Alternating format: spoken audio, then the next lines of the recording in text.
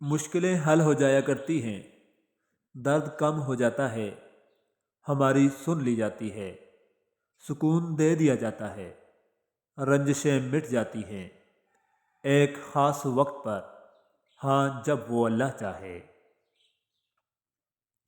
بدگمانی وہ مرض ہے جو ہر خوبصورت چیز کو قتل کر دیتی ہے۔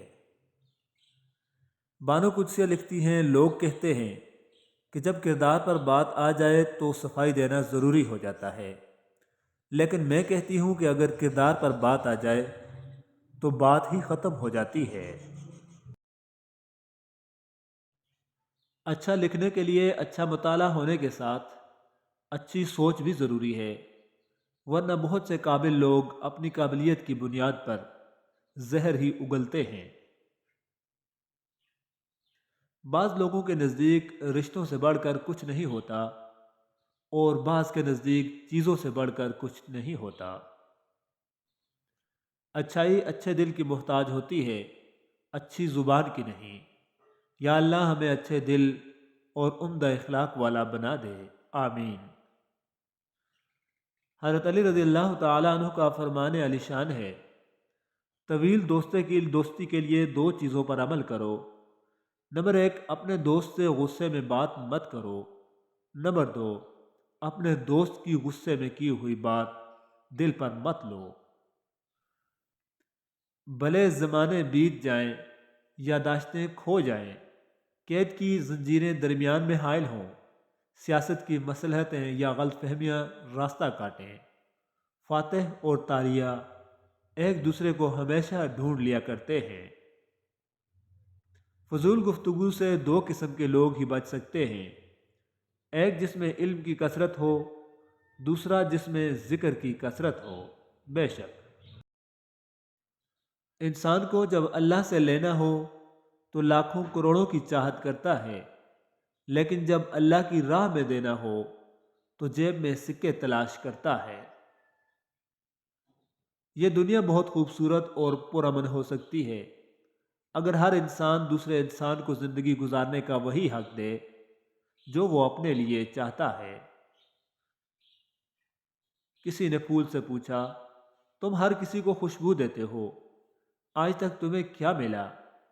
پھول نے مسکرا کر جواب دیا، لینا دینا کاروبار ہے، جو دے کر کچھ نہ لے وہی سچا پیار ہے۔ زندگی آزمائش کا نام ہے، کسی نہ کسی رنگ میں ہر کسی کی آزمائش ہو رہی ہے۔ کامیاب صرف وہی ہے جو اللہ کی تقسیم پر راضی رہے اور بقدر استطاعت حدود اللہ کی پاسداری کرتا رہے۔ تعلیم کو کبھی بھی ذہانت سے نہ الجھائیں، کیونکہ آپ پی ایچ ڈی ہو کر بھی اعلیٰ درجے کے جاہل ہو سکتے ہیں۔ یہ غم کھاتا چلا جاتا ہے مجھ کو، مجھے اس خوف سے فرصت نہیں ہے، کہیں برکت نہ اٹھ جائے وہاں سے جہاں استاد کی عزت نہیں ہے۔ نہ رکی وقت کی گردش نہ زمانہ بدلا، پیڑ سوکھا تو پرندوں نے ٹھکانہ بدلا۔ زندگی ایسے نہیں گزرتی، تلخ حقیقتوں میں آنکھیں کھولنی ہی پڑتی ہیں۔ شوہر کی ناشکری کہاں پہنچا دیتی ہے؟ رسول اللہ صلی اللہ علیہ وآلہ وسلم نے فرمایا، مجھے دوزخ دکھلائی گئی تو اس میں زیادہ عورتیں تھیں جو کفر کرتی ہیں۔ کہا گیا، یا رسول اللہ، کیا وہ اللہ کے ساتھ کفر کرتی ہیں؟ رسول اللہ صلی اللہ علیہ وآلہ وسلم نے فرمایا کہ خاوند کی ناشکری کرتی ہیں اور احسان کی ناشکری کرتی ہیں۔ اگر تم عمر بھر ان میں سے کسی کے ساتھ احسان کرتے رہو، پھر تمہاری طرف میں کوئی ان کے خیال میں ناگواری کی بات ہو جائے تو فوراً کہہ دیتی ہیں کہ میں نے کبھی بھی تجھ سے کوئی بھلائی نہیں دیکھی، نعوذ باللہ۔ بہت کچھ تھا کبھی شاید، پر اب کچھ بھی نہیں ہوں میں، نہ اپنا ہم نفس ہوں میں، نہ اپنا ہم نشیں ہوں میں۔ وابستہ تجھ سے ہو کر بھی ہم تیرے نہ ہوئے، یہ وہ دکھ ہے جو کبھی ہم سے بلایا نہ جائے گا۔ گھر رحمت خانہ۔ اشفاق احمد صاحب لکھتے ہیں، ہمارے بابا جی کا حکم تھا کہ اپنے گھر کے لیے غریب خانے کا لفظ کبھی استعمال نہ کیا کرو۔ یہ بڑی حیرت کی بات ہے کہ آپ اپنے گھر کو غریب خانہ کہیں، جس گھر میں اللہ کی رحمتیں ہیں، برکتیں ہیں، اولاد ہے، رزق ہے، روشنی ہے، چھت ہے، وہ تو رحمت خانہ ہوتا ہے۔ بے شک نفرت ایک مردہ ہے جسے لوگ اپنے دلوں میں رکھ کر دلوں کو قبرستان بنا لیتے ہیں۔ صرف ہاتھ ہی نہیں، الفاظ بھی سہارا بنتے ہیں۔ جہاں ہاتھ نہ پکڑ سکیں وہاں لفظوں سے تھام لیا کریں۔ ہم انسان ہی رک جاتے ہیں، ٹھہر جاتے ہیں، کسی ایسے لمحے کی زد میں آ کر خود کو روک لیتے ہیں جس پر بعد میں ہمیں بے حد پچھتاوا ہوتا ہے۔ دنیا میں سب سے بڑی دولت انسان کی عزت نفس ہوتی ہے۔ اسے کھو کر انسان کو قارون کا خزانہ بھی مل جا رہا ہو تو وہ گھاٹے کا سودا ہے۔ موم بتی کو وہی داغا جلاتا ہے جس کو سینے سے لگا کر رکھتی ہے۔ ہماری زندگی میں بھی اکثر وہی لوگ نقصان پہنچاتے ہیں جن کا ہم نے کسی موڑ پر ساتھ دیا ہوتا ہے۔ جب تمہیں لگے کہ تمہارا کوئی نہیں ہے تو آسمان کی طرف دیکھنا، وہاں وہ ہے جو ہمیشہ سے تمہارا تھا اور ہمیشہ ہی تمہارا رہے گا۔ بے شک دوسروں کے آنسوؤں کو زمین پر گرنے سے پہلے اپنے دامن میں جذب کر لینا انسانیت کی معراج ہے۔ توبہ کے لیے کانوں کو ہاتھ لگانا ضروری نہیں، بلکہ گناہوں کو ہاتھ نہ لگانا ضروری ہوتا ہے۔ اپنوں کے ساتھ وقت کا پتہ نہیں چلتا، لیکن وقت کے ساتھ اپنوں کا پتہ ضرور چل جاتا ہے۔ حسبی اللہ لا الہ الا هو علیہ توکلت وہو رب العرش العظیم۔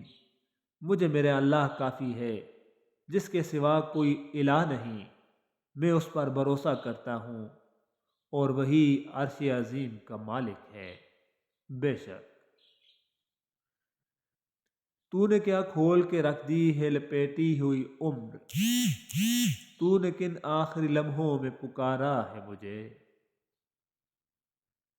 ہر چیز کی دنیا میں اپنی ایک اہمیت ہوتی ہے، کاٹ دینا ہی مسئلے کا حل نہیں ہوتا۔ کسی کے لیے تھوڑا سا سرک جائیں تو رشتہ بھی بچ جاتا ہے اور راستہ بھی نکل آتا ہے۔ آگ لگانے والوں کو کہاں خبر، رخ ہواؤں نے بدلا تو خاک وہ بھی ہوں گے۔ دوسروں سے متعلق اپنی زبانوں کو سی ڈالو، کیونکہ بدگمانیاں بالکل ایسے پھٹے کپڑے کی طرح ہیں، جتنا بھی سی لو کپڑا پھر بھی پھٹا رہے گا۔ انسان کو زندگی میں ایسی ٹھوکر بھی لگتی ہے جو گرانے کے بجائے اٹھا دیتی ہے۔ اجڑ گئے وہ باغ جن کے لاکھوں مالی تھے، سکندر جب چلا دنیا سے تو اس کے دونوں ہاتھ خالی تھے۔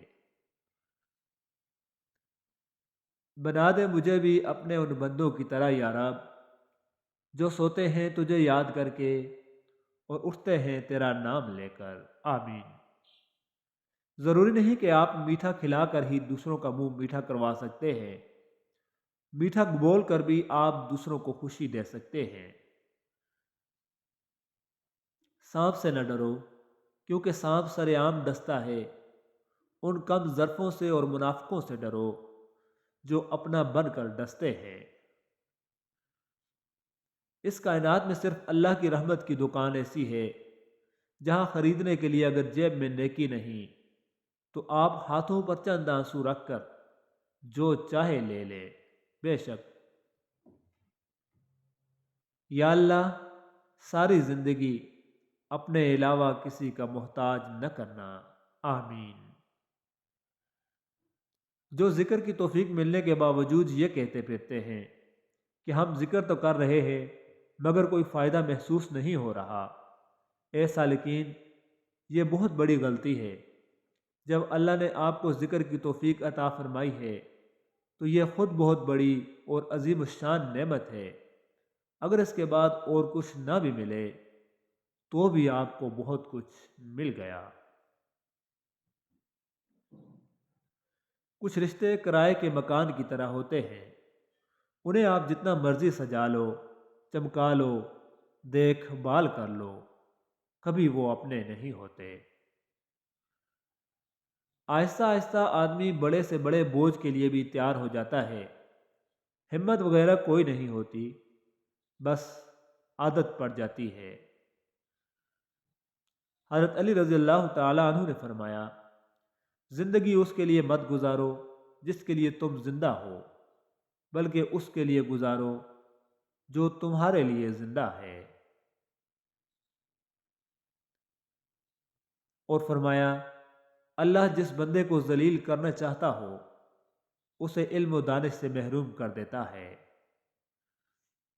اگر لوگوں کو معاف کرنا اور اچھے سے پیش آنا تمہاری کمزوری ہے تو تم سب سے طاقتور انسان ہو۔ توبہ روح کا غسل ہے، جتنی بار کی جائے روح پاک صاف ہوتی ہے۔ توبہ کا خیال آنا ہی خوش بختی کی علامت ہے، کیونکہ جو اپنے گناہ کو گناہ نہ سمجھے وہی لوگ خسارے میں ہیں۔ اچھی کتابیں اور اچھے دل ہر کسی کو سمجھ نہیں آتے، یہی وجہ ہے کہ اچھی کتابیں اکثر گرد اور اچھے دل اکثر ٹھوکروں کی زد میں رہتے ہیں۔ جب ضمیر غلامی کا عادی ہو جائے تو طاقت کوئی معنی نہیں رکھتی۔ حضرت ابو قتیلہ رضی اللہ تعالیٰ عنہ سے روایت ہے، نبی پاک صلی اللہ علیہ وآلہ وسلم نے خطبہ حجۃ الوداع کے موقع پر ارشاد فرمایا، لا نبی بعدی ولا امت بعدکم، میرے بعد کوئی نبی نہیں اور تمہارے بعد کوئی امت نہیں۔